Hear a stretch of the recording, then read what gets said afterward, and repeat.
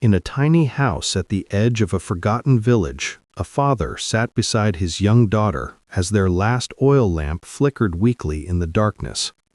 The flame danced desperately, casting trembling shadows on the bare walls. They had nothing left, no food, no money, no hope, just this single flame standing between them and complete darkness. The little girl looked up at her father with wide, frightened eyes. "Papa," she whispered, her voice barely audible above the wind rattling their thin walls, "will the light go out forever?" Her father's heart broke at those words.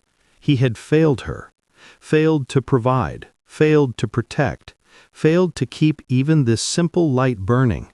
His calloused hands trembled as he watched the flame grow smaller and smaller.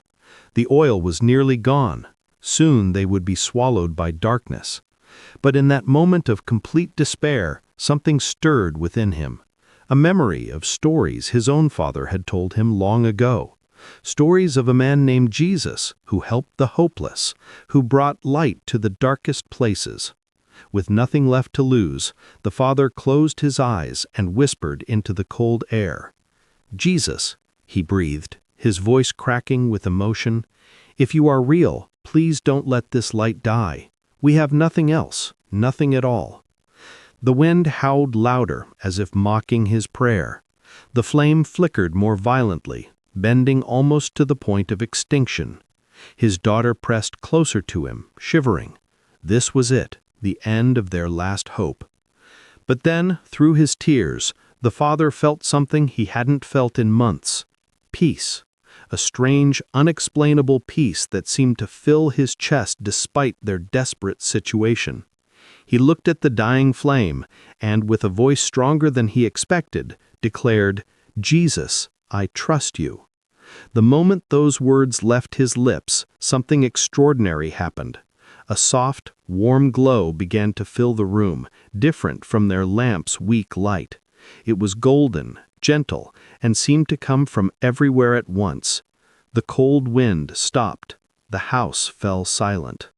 Then they heard it, a voice, tender and strong, speaking directly to their hearts. "Do not fear, I am here." The father's eyes widened as a figure materialized in their humble room, tall, radiant, with eyes full of infinite love and compassion. Jesus himself stood before them, his presence filling every corner with warmth and light.